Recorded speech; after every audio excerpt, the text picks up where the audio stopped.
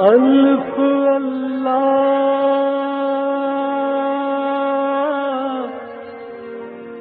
چمبے دی بوٹی میرے من وچ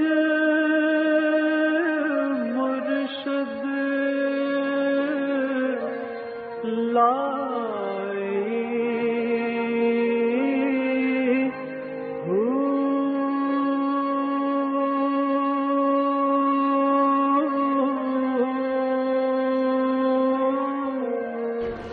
السلام علیکم۔ پروگرام المرشد کے ساتھ منور عتیق حاضر خدمت ہے۔ ناظرین محترم، اس وقت ہم موجود ہیں دارالعرفان منارہ میں، جہاں پر حضرت امیر محمد اکرم اعوان خصوصی خطاب فرما رہے ہیں، خصوصی خطاب سے مستفید ہوتے ہیں۔ الحمدللہ رب العالمین والصلاة والسلام علی حبیبہ محمد وعلی آلہ وصحبہ اجمعین۔ اعوذ باللہ من الشیطان الرجیم، بسم اللہ الرحمن الرحیم۔ یا ایھا الذین آمنوا اذا تناجیتم فلا تتناجوا بالاسم والعدوان ومعصیۃ الرسول وتناجوا بالبر والتقوی واتقوا اللہ الذی الیہ تحشرون۔ اللہم سبحانک لا علم لنا الا ما علمتنا انک انت العلیم الحکیم۔ مولا یا صلی وسلم دائما ابدا علی حبیبک خیر الخلق کلہم۔ 28واں پارہ سورہ مجادلہ میں ارشاد باری تعالی ہے، ایمان والوں سے خطاب ہے۔ قرآن کریم میں 3 طرح کے خطاب ملتے ہیں۔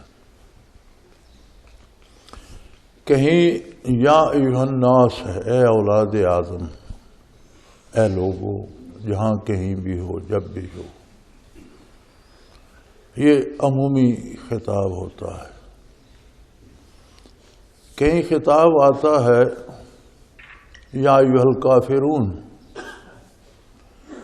یہ وہ لوگ ہیں جو اللہ کی بارگاہ سے راندے ہوئے اور اس کی عظمت کے منکر ہیں۔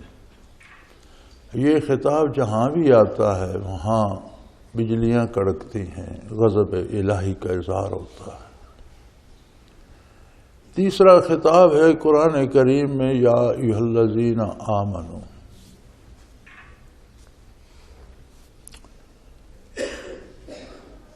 یہ کرم الہی کا مظہر ہوتا ہے۔ جہاں بھی مومنین سے خطاب ہوتا ہے تو یہ عطاء الہی، کرم الہی، رحمت الہی کا مظہر ہوتا ہے۔ اس کا انداز ایسا ہوتا ہے کہ محبوب حقیقی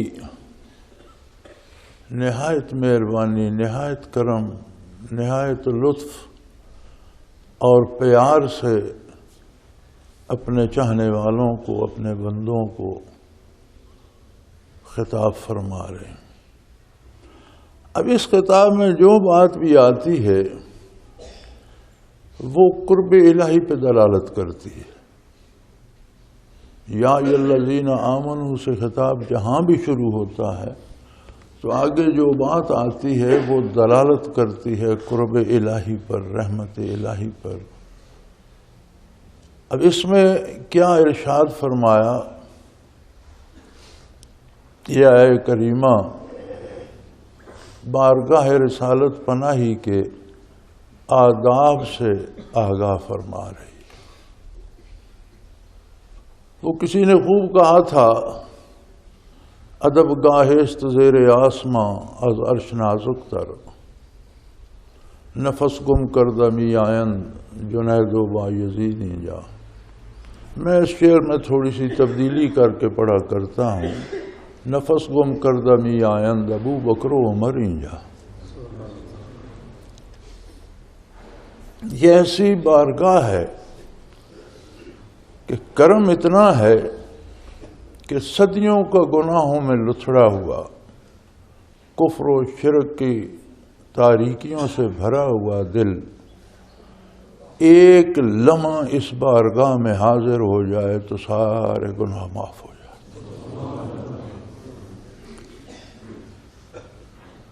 کرم اتنا ہے لیکن نزاکت بڑی ہے۔ کتنی نزاکت ہے یہ قرآن کریم سے پوچھتے ہیں۔ اللہ کی کتاب بتا رہی ہے یا ایھا الذین آمنوا اذا تناجیتم فلا تتناجوا بالاسم والعدوان۔ اے ایمان والو،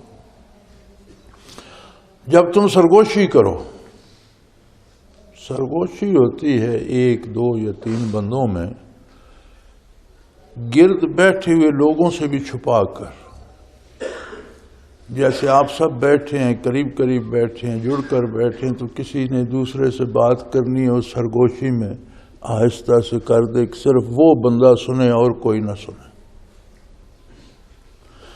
اب نزاکت کا یہ عالم ہے کہ اللہ کریم ارشاد فرما رہے ہیں کہ تم مومن بھی ہو، مجاہد بھی ہو، غزوات میں بھی حصہ لیا ہوگا، جہاد بھی کیا ہوگا، سجود بھی کرتے ہو، رکوع بھی کرتے ہو، روزے بھی رکھتے ہو، حج بھی کیا ہوگا، ساری نیکیاں کی ہوں گی، لیکن یہ یاد رکھو کہ سرگوشی میں بھی گناہ اور بغاوت کی بو نہ ہے۔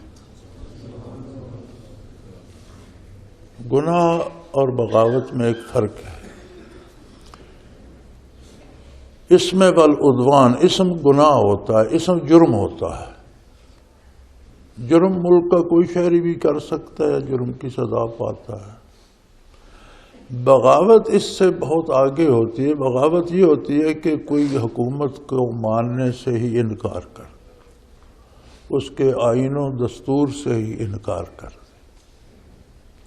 تو فرمایا سرگوشی میں گناہ اور بغاوت نہ ہو۔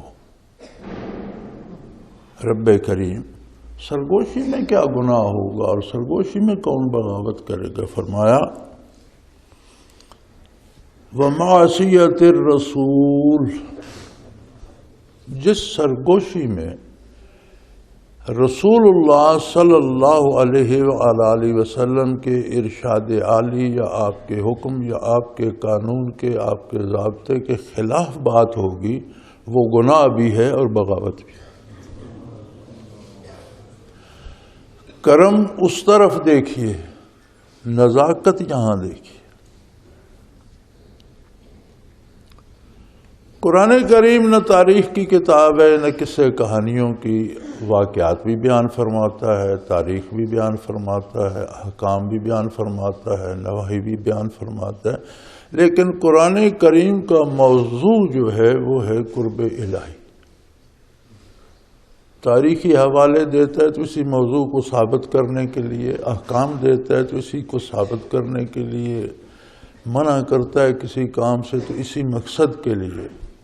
اور قرب الہی کا دروازہ بعثت عالی سے لے کر قیامت تک در محمد الرسول اللہ صلی اللہ علیہ وسلم۔ اب اس کے علاوہ کوئی دروازہ نہیں۔ ہر نبی بارگاہ الہی کی حضوری کا در تھا، لیکن سارے دروازے بند ہو چکے۔ اب ایک ہی در ہے اور وہ ہے محمد الرسول اللہ صلی اللہ علیہ وسلم کا، اور وہاں نزاکت کا یہ عالم ہے کہ سرگوشی میں بھی اگر حضور کے ارشاد عالی کے خلاف بات ہوئی تو یہ گناہ بھی ہوگا اور بغاوت بھی ہوگی۔ ذرا اس پیمانے کو ہم دیکھیں اور اپنی حیات مستعار کو دیکھیں۔ جہاں سرگوشی میں اطاعت رسول چھوٹ گئی وہ گناہ بھی ہے، بغاوت بھی ہے۔ علل اعلان اگر کوئی کرے تو، پھر اگر کوئی عملاً کرے تو اس کا درجہ کیا ہوگا؟ اگر سرگوشی میں اطاعت کی حدود سے نکل گیا تو گناہ بھی ہو گیا، جرم بھی ہو گیا، بغاوت بھی ہو گئی۔ اگر کوئی عملی زندگی میں اپنے کردار میں اطاعت رسول اللہ صلی اللہ علیہ وسلم سے نکل گیا تو کیا ہوگا؟ کتنا بڑا گناہ ہوگا، کتنی بڑی بغاوت ہوگی۔ اور فرمایا وَتَنَاجَوْا بِالْبِرِّ وَالتَّقْوَى، سرگوشی میں بھی بات کرو تو اطاعت پیغمبر کے اندر کرو، وہ نیکی بھی ہوگی اور تقوی بھی ہوگی۔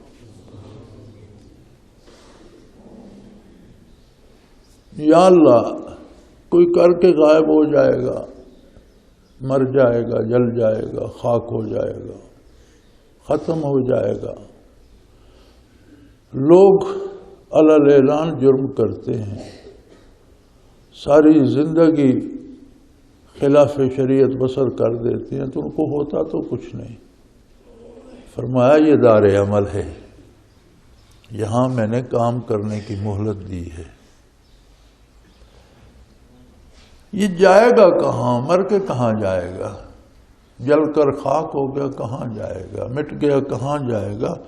فرمایا واتقوا اللہ، اللہ کی عظمت کا احساس کرو اور اس سے ڈرتے رہو، عظمت الہی سے خائف رہو، اس لیے کہ تم کچھ بھی ہو الیہ تحشرون، آخر تمہیں میدان حشر میں آنا۔ حساب کا دن یوم الحساب میدان حشر ہے، وہاں ہوگا، وہاں پتہ چلے گا کہ تم نے کیا کیا اور اس کے بدلے میں کیا پایا۔ ذات باری کریم ہے۔ فرمایا ان رحمتی وسعت کل شیء، میری رحمت میری تمام صفات سے وسیع تر ہے۔ صدیوں کی خطا لمحوں میں معاف فرما دیتا ہے، لیکن خطا میں فرق ہے۔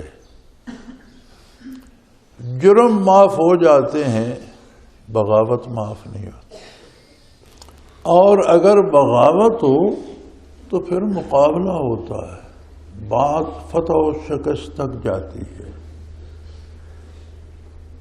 اب مقابلہ مخلوق عاجز کا خالق سے کیا ہوگا؟ اتنی جرت بندہ نہ کرے کہ خود کو ذات الہی کے مقابل لے آئے۔ افضل المخلوقات بنایا انسان کو، انسان میں افضلیت کیا ہے؟ صرف انسان ایک ایسی مخلوق ہے جس کا وجود تو مادے کی انتہائی سطحی شکل کا ہے، ثقیل مادے کا ہے، مٹی کا جوہر ہے، لیکن اس میں جو روح پھونکی وہ قل الروح من امر ربی، روح عالم امر سے ہے۔ وما اوتیتم من العلم الا قلیلا، اب اس سے زیادہ بات تم نہیں سمجھ سکو گے کہ تمہاری عقل، تمہاری خرد، تمہارے علوم اتنے وسیع نہیں ہے کہ عالم امر کے معاملات سمجھے۔ یاد رکھیں خلق کو فنا ہے، امر اللہ کی صفت ہے، امر کو فنا نہیں ہے۔ اللہ ہمیشہ باقی ہے، اللہ کی ذات باقی ہے، اس کی صفات ہمیشہ سے ہمیشہ باقی، اس کی ذات بھی ہمیشہ سے ہمیشہ رہے گی، اس کی صفات بھی ہمیشہ سے ہمیشہ رہے گی، اور امر اللہ کی صفت ہے۔ روح انسانی عالم امر سے ہے۔ اب یہ جوڑ وہ قادر مطلق ہی لگا سکتا ہے کہ مادے کی انتہائی ثقیل شکل کو عالم امر کی تجلیات سے جوڑ دیا، روح سے جوڑ دیا۔ یہ پیوند وہی لگا سکتا ہے، مادے کو امر سے جوڑنا انسان کے خیال میں بھی نہیں، ممکنات میں نہیں ہے۔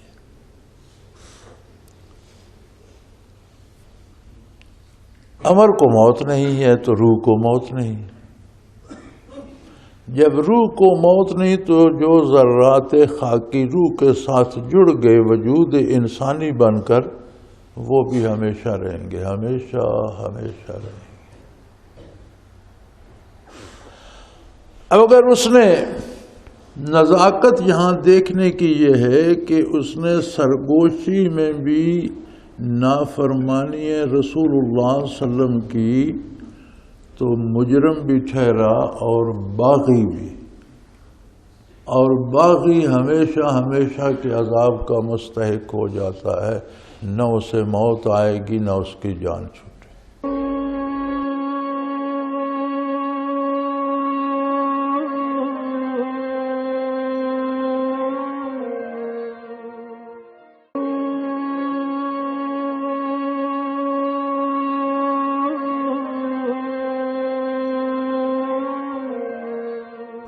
معاملے کی نزاکت یہ، اور یہ مومنین کو مشورہ دیا جا رہا ہے۔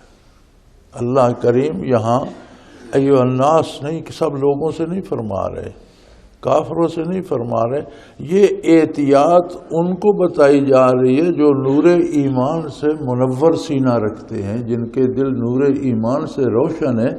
انہیں بتایا جا رہا ہے کہ تمہارے پاس بہت بڑی دولت ہے، نور ایمان بہت بڑا خزانہ ہے، لیکن نور ایمان تب تک باقی رہے گا جب تک حدود اطاعت رسول اللہ صلی اللہ علیہ وسلم کے اندر رہو۔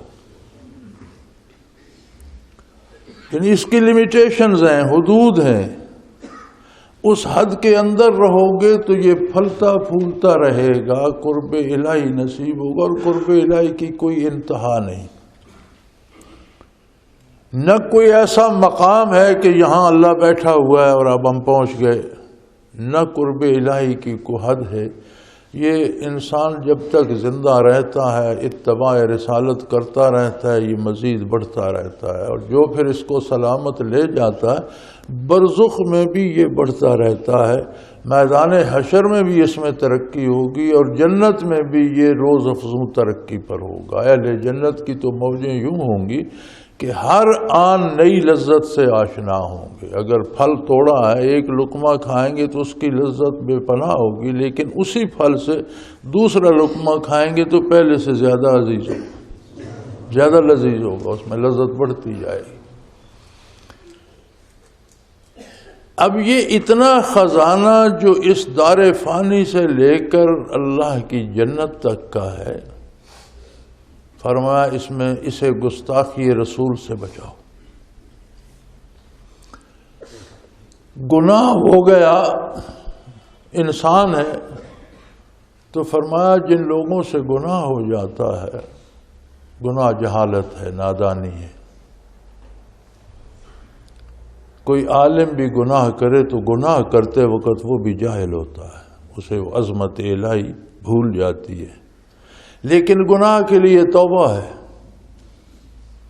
گناہ ہو گیا ثم توبوا الیہ، پھر فوراً اللہ کی طرف رجوع کرتے ہیں، اس گناہ کو چھوڑ دیتے ہیں، اللہ سے معافی مانگتے ہیں، تو اللہ کریم انہیں واپس جوڑ دیتے ہیں، خطا معاف فرما دیں۔ لیکن بغاوت ہے، اللہ اس سے بچائے۔ تو یہاں تو فرما دیا بالاسم والعدوان، یہ گناہ بھی ہے اور بغاوت بھی، اور یہ ہے ومعصیت الرسول، یہ ہے رسول اللہ صلی اللہ علیہ وسلم کی ارشاد کے خلاف کرنا، آپ کی نافرمانی کرنا۔ سو فرمایا اگر سرگوشی بھی کرو، دیکھیں ہم اپنے آپ کو دیکھیں اور اس دار کرم کو دیکھیں، ہم اپنے آپ کو دیکھیں، بارگاہ رسالت کو دیکھیں، ہم اپنے کردار کو دیکھیں، عظمت الہی کو دیکھیں، اور کبھی تنہائی میں بیٹھ کر سوچیں ہمارے پاس ایک پیمانہ تو ہے، اچھائی برائی کو ماپنے کا ہمارے پاس ایک پیمانہ ہے، لیکن ہم اس سے ہمیشہ دوسروں کی برائی اچھائی ناپتے رہتے۔ کمزوری ہم میں یہ ہے کہ وہ پیمانہ ہم نے دوسروں کے لیے رکھا ہوا ہے کہ یہ اچھا ہے یا برا ہے، یہ کتنا اچھا ہے کتنا برا ہے، دوسروں کا حساب ہم نے نہیں دینا، نہ ہم نے دوسروں کا فیصلہ لکھنا۔ ہماری ذمہ داری دوسروں کا حساب دینا بھی نہیں ہے، اور ہم دوسروں کا فیصلہ کرنے والے بھی نہیں ہیں۔ ہماری ذمہ داری اپنے کردار کا جواب دینا ہے۔ کاش یہ پیمانہ ہم اپنے قد کے ساتھ رکھیں۔ چاہیے یہ اس پیمانے سے ہم اپنے آپ کو اس آئینے میں اپنی صورت کو دیکھیں کہ میں کہاں کہاں اطاعت رسول اللہ صلی اللہ علیہ وسلم میں جا رہا ہوں اور کہاں میں ان حدود سے تجاوز کر رہا ہوں. جہاں سے تجاوز کر رہے ہیں ہم واپس آ جاؤں. ابھی تو میرے پاس وقت ہے، فرصت ہے، رجوع اللہ کر لوں. باقی بھی سرنڈر کر دیں تو قابل قبول ہو جاتے ہیں. میں بھی سرنڈر کر دوں عملی زندگی میں تو دائمی لذتیں، دائمی آرام، دائمی کرم اللہ کا میرا منتظر ہے. لیکن اگر میں بغاوت پہ مصر رہا، میری باتوں سے نافرمانی رسول اللہ صلی اللہ علیہ وسلم کی بو آئے اور پھر میرے کاموں سے آئے. ایک شخص آپ کی توہین کر دیتا ہے، گستاخی کرتا ہے، بری بات ہے، دکھ پہنچتا ہے، معافی مانگ سکتا ہے. لیکن وہی شخص جب مجھے تھپڑ مار دے تو پھر جرم بڑھ جائے گا نا، غصہ بھی بڑھ جائے گا کہ یہ کیا بات ہے، سر عام مجھے تھپڑ مار دیا، آپ کہتے ہو معاف کرو. تو میرے بھائی بغاوت کی بھی حدود ہیں نا. غلطی سے کوئی جملہ منہ سے نکل گیا تو رجوع اللہ کیا، توبہ کر، ساری زندگی نکل گئی تو یہ غلطی سے نکل گئی. سارے اعمال خلاف سنت ہو گئے تو یہ غلطی سے ہو گئے. یہ غلطی نہیں ہے، یہ بہت بڑی بد نصیبی ہے. ہم پر اللہ کا بڑا احسان ہے، بڑی اس نے ہمیں موج کرائی. کتنی دنیا کفار کے گھروں میں پیدا ہوتی ہے اور پھر وہ کفر پہ ہی مر جاتی ہے. ساری زندگی تلاش نہیں کرتے کہ حق کیا ہے، باطل کیا ہے. ہم نے بھی تلاش نہیں کیا. ہم بھی پیدا ہوئے تو والدین کو مسلمان پایا، الحمدللہ، اور ہم بھی مسلمان ہو. بہت کم لوگ ہوں گے خوش نصیب جنہوں نے پھر اسے تلاش کیا ہوگا، موازنہ کیا ہوگا باطل نظریات کا، عقائد کا، اور اسلامی نظریات و عقائد کا، اور پھر اسے حق سمجھ کر قبول ہوگا، کیا ہوگا. ایسے چند لوگ ہوں گے.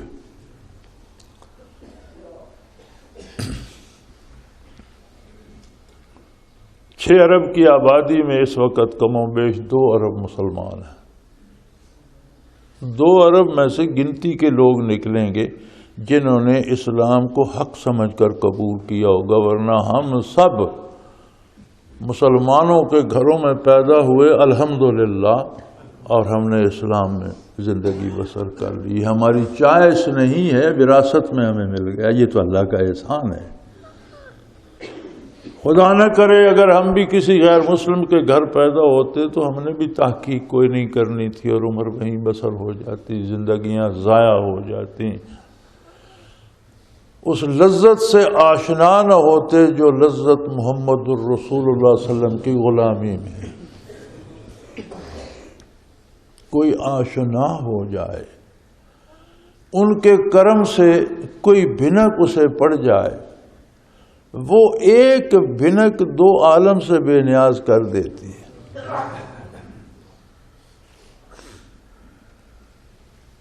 2 عالم سے کرتی ہے بیگانہ دل کو، 2 عالم سے کرتی ہے بیگانہ دل کو. عجب چیز ہے لذت آشنائی.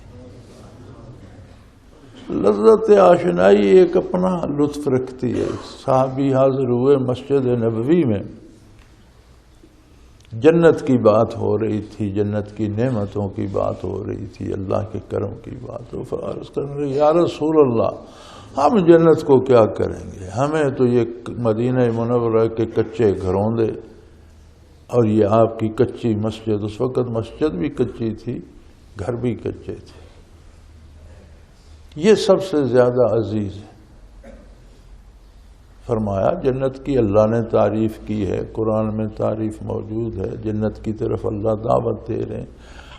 تم ایسی بات کر رہے ہو جیسے بندہ بیزار سا ہوتا ہے.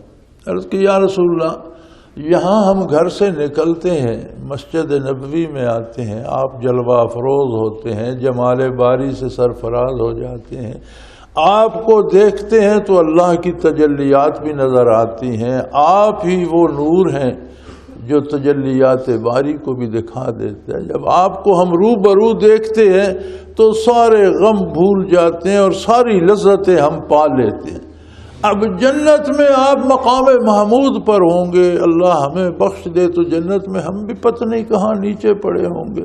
تو اس جنت کو ہم کیا کریں گے جس میں ہم آپ کے وصال سے بازیاب نہ ہو سکیں، فیض یاب نہ ہو سکیں؟ تو پھر جنت کو کیا کریں گے؟ یہ بات محض بات نہ تھی،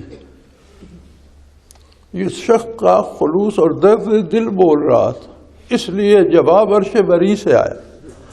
جواب رسول اللہ صلی اللہ علیہ وسلم نے نہیں دیا، جواب اللہ کریم نے دیا کہ تم میرے نبی کی اطاعت کا حق ادا کرو، جنت میں میں تمہیں انبیاء، صدیقین، شہداء اور صالحین کے ساتھ رکھوں گا. کیا خوبصورت مجلسیں ہوں. یہ لذت آشنائی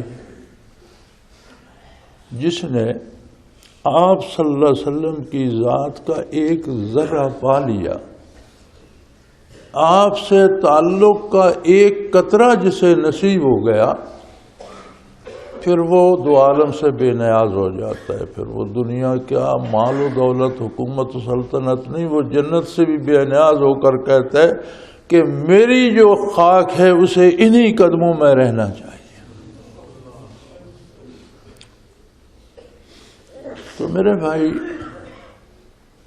الحمدللہ ابھی ہماری سانس چل رہی ہے، ہمارے حواس قائم ہیں. اس سے پہلے کہ قوا جواب دے جائیں، سانس ٹوٹ جائے، ہمیں یہ فیصلہ کرنا ہوگا اپنے بارے، دوسروں کے بارے نہیں، اپنے بارے کہ میں کہاں کھڑا ہوں اور مجھے کہاں ہونا چاہیے.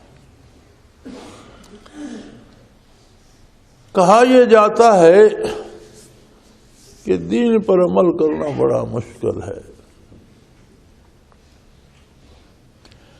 حقیقت یہ ہے کہ دین کے خلاف زندگی بسر کرنا مشکل ترین ہے. لوگ بڑی محنت کر کے دوزخ میں جاتے ہیں. دوزخ آسان نہیں ہے، راستے میں نہیں پڑی ہوئی. جرم نہ کرنا مشکل ہے، یہ جرم کرنا مشکل ہے. کوئی جرم بھی کریں، کتنی مصیبتیں پلے پڑ جاتی ہیں. جھوٹ بول بیٹھے، چوری کر بیٹھے، قتل کر بیٹھے، ڈاکہ کر بیٹھے، رشوت لے بیٹھے، کوئی جرم کر بیٹھے تو باہر کی جو قوتیں گرفت کرتی ہیں ان سے پہلے اپنا مزاج لعنت برساتا رہتا ہے. اندر سے بھی بندے کو پریشانی ہوتی ہے، باہر سے بھی پریشانی آتی. دین تو ایک نہایت خوبصورت آسان تر نسخہ ہے زندگی گزارنے کا، کہ دنیا میں بھی آسانیاں اور آرام اور عزت و آبرو اور سکون سے زندگی گزارو اور جنت مفت میں پالو.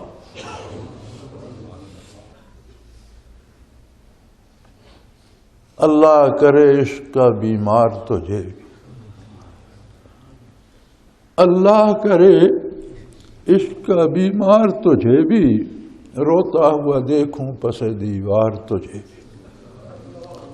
کرم محبوب خان رحمۃ اللہ تعالی علیہ ہوا کرتے تھے اور وہ بڑے ادبی ذوق تھا ان کا. تو میں نے یہ شعر پڑھا تو وہ پھڑک اٹھے اور کہنے لگے نہیں جی، پس دیوار نہیں، روتا ہوا دیکھوں سرے بازار تجھے بھی.